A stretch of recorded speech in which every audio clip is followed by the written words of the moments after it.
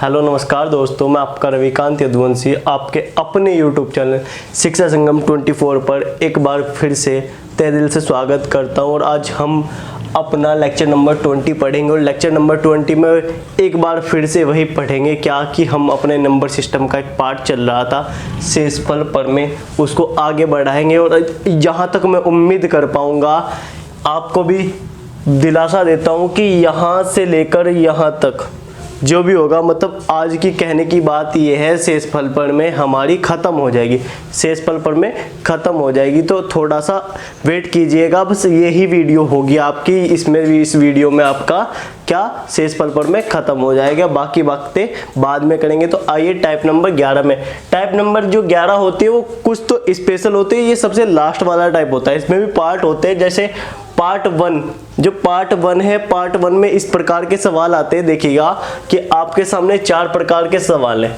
देखिए ध्यान से देखिएगा, कोई भी नंबर हो, यदि एक संख्या को 84 से भाग देने पर, यानी कि 84 से भाग देने पर शेषफल 37 प्राप्त होता है, यानी कि 37 प्राप्त होता है। यदि उसी संख्या को 12 से भाग किया जाए तब शेषफल क्या होगा। तो आपको भाई इस सवाल में कुछ भी नहीं करना है, इस सवाल में आपको कुछ भी नहीं करना है। क्या, मान लीजिए पहला सवाल मैं लेंथी करके बताऊंगा कि देखिएगा, अगर कोई नंबर है ना, कोई नंबर है, कुछ भी नंबर n है, उसको डिवाइड बाई क्या करते हो आप 84, तो भाई साहब रिमाइंडर कितना आ जाता है 37, हाँ है ना।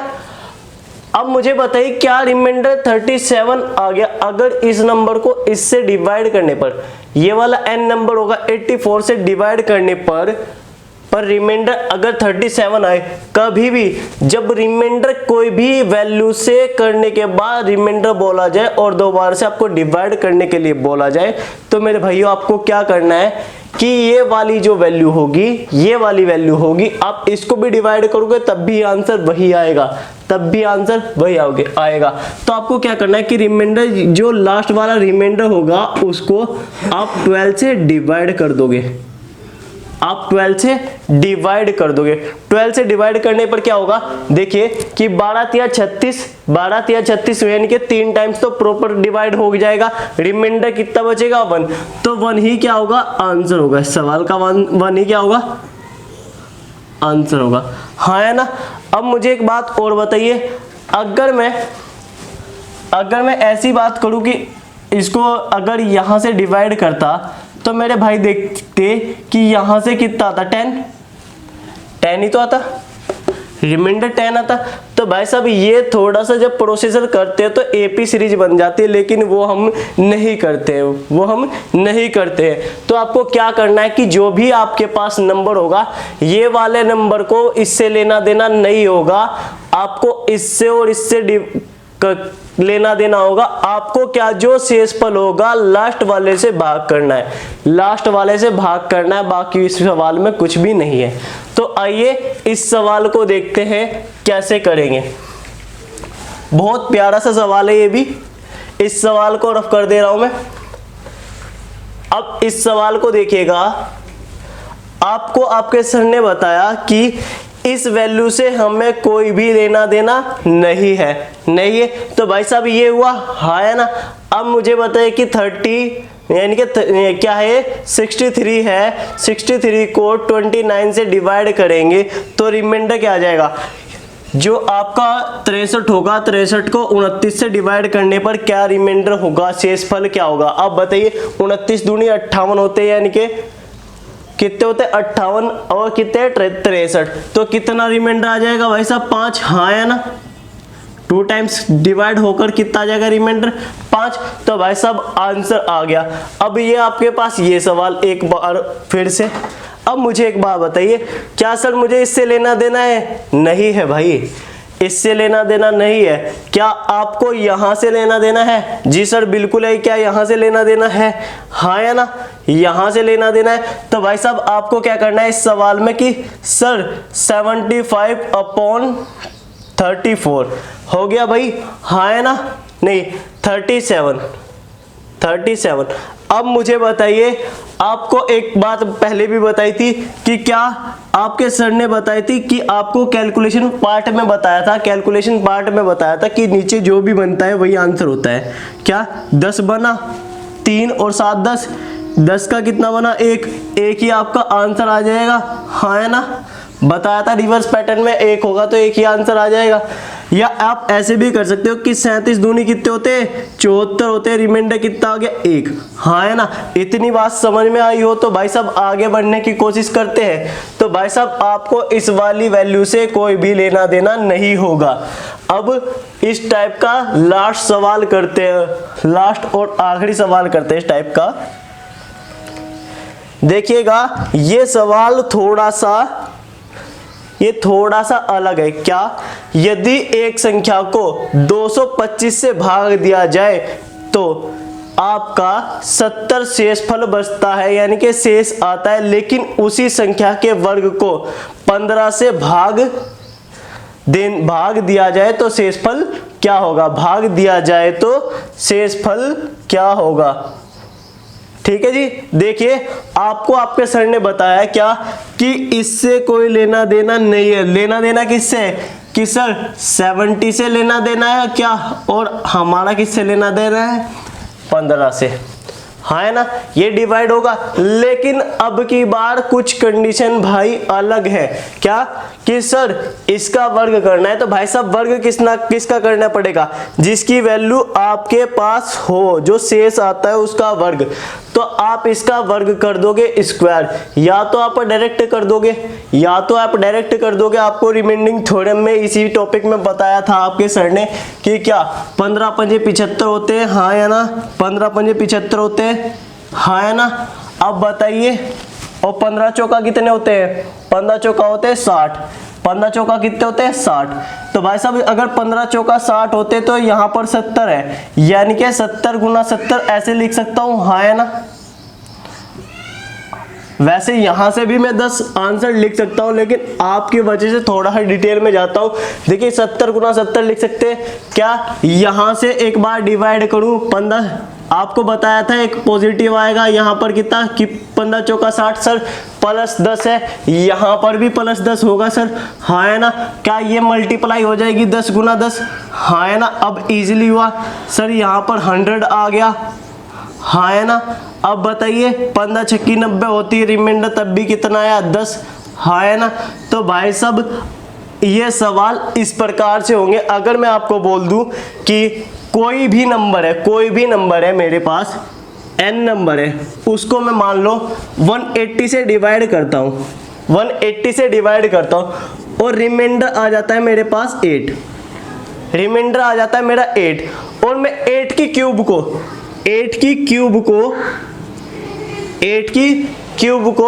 2 से डिवाइड करूं तो मेरा रिमाइंडर क्या होगा, 8 की क्यूब को मैं 2 से डिवाइड करूं तो रिमाइंडर क्या होगा। तो देखिएगा क्या करोगे आप, वैसे तो आप पूरा काट दोगे, 2 चौक 8, तो सर यहां से रिमाइंडर 0, ऐसे भी कर सकते हो आप, हाँ है ना, शॉर्टली, क्योंकि पहले टाइप में पढ़ा हुआ। या आप क्या करोगे सर 8 गुना 8 अपॉन में 2, ये कितना हो जाएगा 512। आपको आपके सर ने बताया गया है कि 2 का जो डिविजिबिलिटी रूल है, विभाज्यता का नियम है कि लास्ट वाला अंक कटना चाहिए, 2 से 2 कटता है, इसलिए क्या होगा रिमाइंडर 0।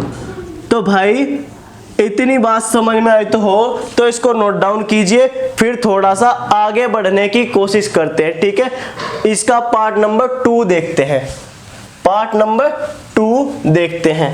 तो दोस्तों देखिए पार्ट बी इसका इस प्रकार से होता है, कैसे कि हमें एक मैक्सिमम यानी कि मिनिमम, न्यूनतम होता है भाई साहब मिनिमम, आपको एक मिनिमम वैल्यू ऐसे निकालनी होती है जिससे लगातार डिवाइड करने पर कोई शेषफल बचता है। जैसे ये सवाल है कि वह न्यूनतम संख्या क्या होगी जिसे 2 से 5 से 4 से और 3 से लगातार यानी के कंटिन्यूटी बनाते हुए क्या करना है, भाग देने पर शेषफल क्रम से क्या बचता है 1 1 3 और 1 बचता है।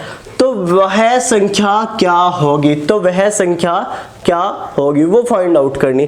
तो आप कैसे करोगे, आपके पास दो तरीके होते हैं, बेसिकली दो तरीके होते हैं, ऑब्वियसली होंगे। कैसे, आपके पास एक नॉर्मल तरीका ये होता है, नॉर्मल तरीका होता है क्या, देखिएगा एक साइड दो तरीके अपनाने हैं आपको। पहला स्टेप देखिए कि सर मैं यहां पर क्या लिखूंगा 2, यहां पर 5, यहां पर 4, 3 लिख लिया भाई, हाँ है ना। अब मेरे को क्या करना है कि सर एक साइड में मैं क्या करूंगा शेषफल 1, इनके सामने लिखना है भाई 1 1 3 और 1। सर जी इतना होने से काम हो जाएगा, भाई हो जाएगा। अब देखना है क्या, अब आपको फैक्टर वाली डिजिट बताई थी, फैक्टर में कैसे कैसे डिजिट को इंक्लूड करते हैं, हाँ है ना, फैक्टर में भी बताया था आपको, ध्यान से देखिएगा। ये वाले डिजिट चाहिए मैं, और यहां पे आपका 1 होगा ही होगा, यहां पर 1 होगा ही होगा।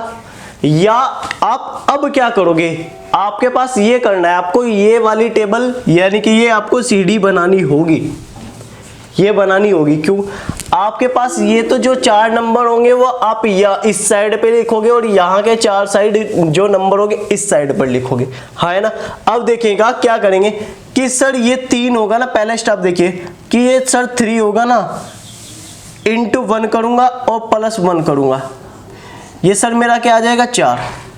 तो भाई मैं क्या यहाँ पर 4 लिख सकता हूँ, हाँ है ना, क्या मैं यहाँ पर 4 लिख सकता हूँ, सर बिल्कुल लिख सकते हो, लिख लिया भाई, हाँ है ना। अब मुझे बताइए कि ये 4 उठाकर यहाँ लिख दूं कि सर 4 यहाँ पर 4 था, अब यहाँ पर 3 हुआ, प्लस 3 होगा, हाँ है ना, हाँ है ना।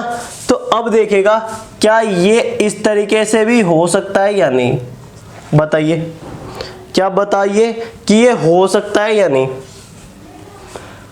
सर नहीं हो सकता, सर नहीं हो सकता, क्योंकि अब देखिएगा कि सर अगर हमने ये वाली वैल्यू ली थी तो इसका पैचअप इससे हुआ था, ठीक है, तो सर इसका पैचअप इससे होना चाहिए, इसका पैचअप इससे होना चाहिए। तो भाई साहब क्या होगा इसका पैचअप इससे कि सर 4 चौक 16 प्लस 3 19, हाँ है ना। तो भाई साहब यहाँ पर 19 लिख दूंगा भाई, हाँ है ना। अगर ये 19 यहां पर लिखा तो भाई साहब 19 का पैचअप क्या होगा, सर 19 गुना क्या 5 होगा प्लस 1 होगा, हाँ है ना। तो 19 पंजे 95, 1 96 हो जाएगा, सर जी हो जाएगा। अब आपको क्या करना है सर, इसका पैचअप यहां पर लाना है, यानी कि 2 यानी कि 96, जो आपका 96 होगा इंटू 2 करूंगा प्लस 1 तो 193 आ जाएगा, हाँ है ना, 193 आ जाएगा, हाँ है ना। तो भाई साहब यही आपका क्या होगा आंसर होगा, यही आपका क्या होगा आंसर होगा। ये तो है भाई साहब आपका पहले वाला तरीका, आप कोई से तरीके से भी कर सकते हो, आप कोई से तरीके से भी कर सकते हो। पहले वाला तरीका तो ये रहा ये, और दूसरे वाले तरीके पर अब आते हैं, दूसरे वाले तरीके पर अब आते हैं, ध्यान पूर्वक समझिएगा उस वाले तरीकों को भी। वो तरीका कुछ इस प्रकार से है, किस प्रकार से देखिएगा कि सर यहां पर 2 है, 5 है, 4 है, 3 है। आपको वही टेबल तो इस साइड से ही बनानी भाई, टेबल तो आपके पास यही होगी, हाँ है ना। टेबल आपको नीचे से लेके चलनी है। अब ट्रिक देखिएगा, समझिएगा बहुत प्यार से कि सर सबसे पहले मैं क्या कर दूं, प्लस कर दूं जी, या इस पर मैंने क्या किया, क्या करा भाई, देखिए ध्यान पूर्वक समझना कि 3 हुआ, 1 है तो प्लस कर दिया, फिर सर यहां से यहां ले गया मैं, मल्टीप्लाई कर दी, सर यहां से यहां गया प्लस कर दिया, सर यहां से यहां आया मैंने मल्टीप्लाई कर दी, और सर यहां से यहां पर फिर प्लस, और सर फिर मल्टीप्लाई, और सर फिर प्लस। ये आपको चेन बनानी है और आपका सवाल खत्म हो जाएगा। और आपका सवाल बिल्कुल खत्म हो जाएगा, इजीली हो जाएगा। कैसे कि सर 3 और 1 4, 4 चौक 16 प्लस 3 19, 19 पंजे 95 प्लस 1 96, 96 दूनी 192 और प्लस 1 193 आपका क्या हो जाएगा आंसर। तो हाँ है ना दोस्तों, इतनी बात समझ में आई। तो भाई ये इसको नोट डाउन कीजिए और थोड़ा सा अगले सवालों की ओर बढ़ते हैं। अगले सवालों की ओर बढ़ते हैं। सवाल की लैंग्वेज बिल्कुल सेम एट एज इज यही रहेगी, यही रहने वाली है, बिल्कुल सेम। देखिएगा कि आपको बस यही चेंज मिलेगा, आपको बस यही चेंज मिलेगा, आपको बस यही चेंज मिलेगा। तो देखिए क्या करेंगे, अब की बार वैल्यू हम क्या कर सकते हैं, देखिएगा अब की बार वैल्यू क्या कर सकते हैं हम, सब 5 कर सकते हैं, 3 कर सकते हैं और 7। ठीक है, तो ध्यान पूर्वक समझिएगा कि यहां पर 2 और 1 ले लूं सर मैं, और ये भी 2 है, ये क्रम से शेष बचते हैं। तो अब सवाल हमारे पास क्या हुआ भाई, सर हमारे पास सवाल अब ये हुआ कि सर कोई भी संख्या है, वह संख्या क्या होगी जिसे 5 3 7 से लगातार भाग देने पर क्रमशः शेष पर 2 1 2 बचते हैं, तो वह संख्या ज्ञात करनी है। तो आपको वही टेबल बनानी है प्यार से, क्या कि 5 3 7, यहां पर 2 1 2, भाई सब प्लस करना है, बिल्कुल यहां पर मल्टीप्लाई करनी है, यहां पर प्लस, यहां पर मल्टीप्लाई, यहां पर प्लस।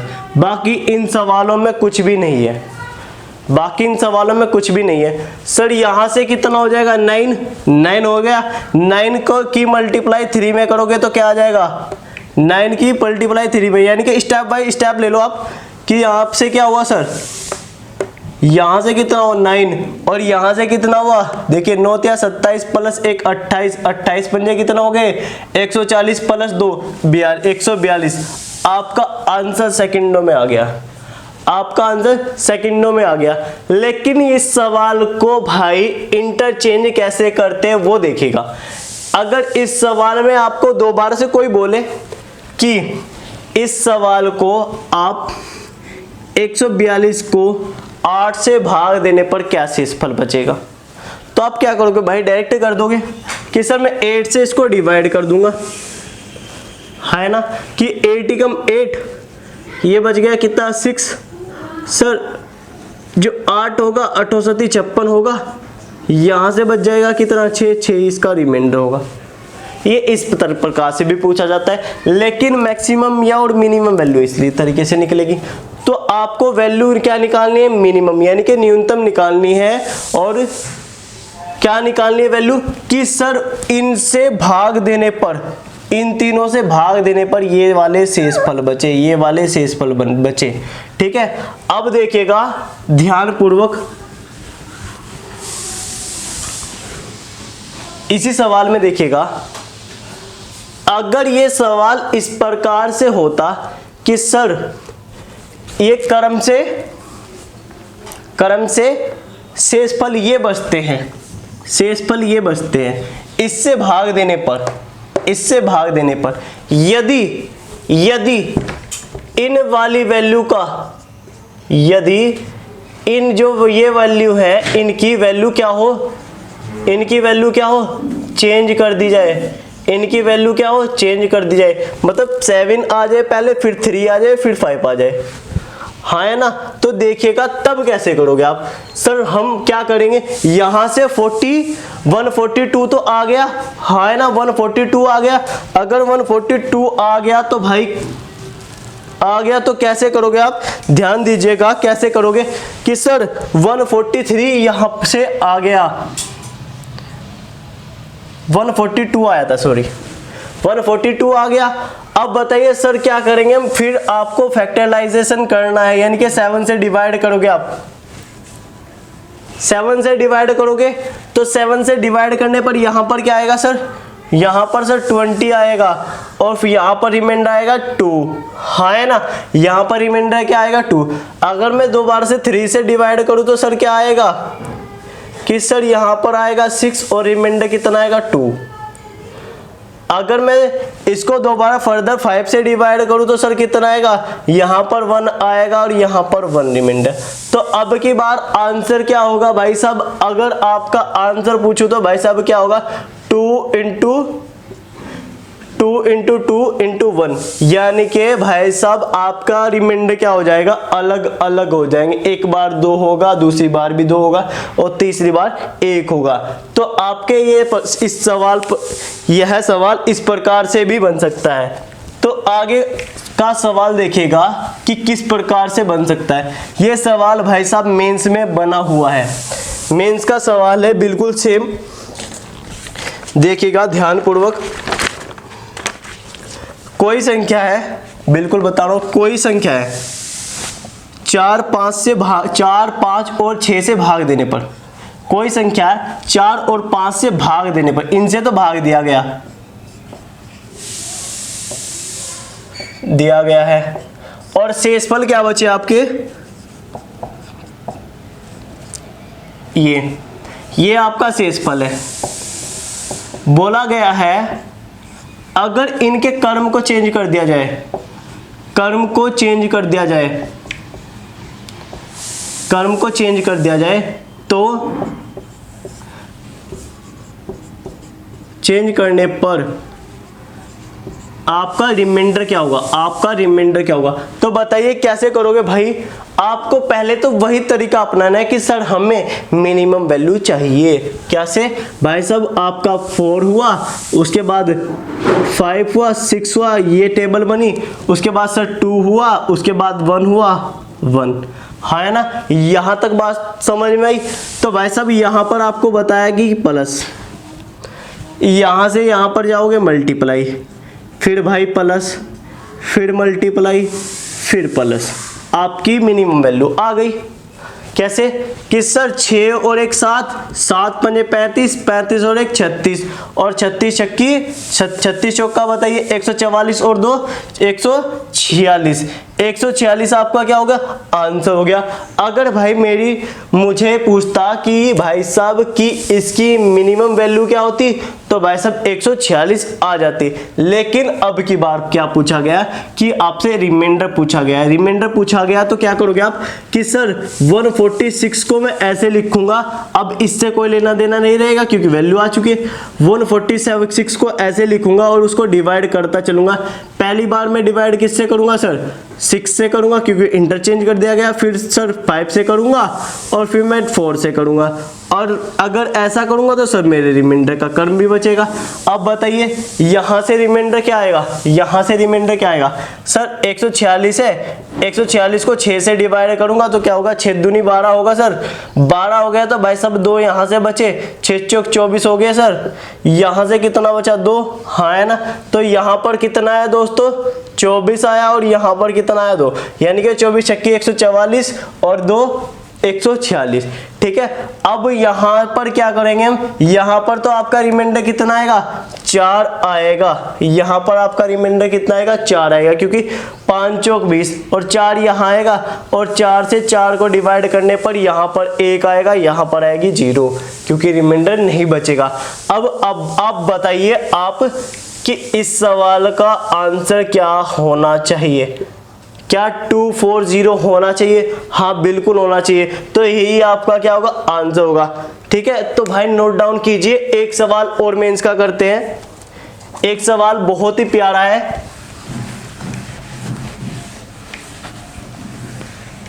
देखिएगा उस सवाल को, वो सवाल इस प्रकार से आया था कुछ कि कोई संख्या है n, उसको 13 से भाग देने पर,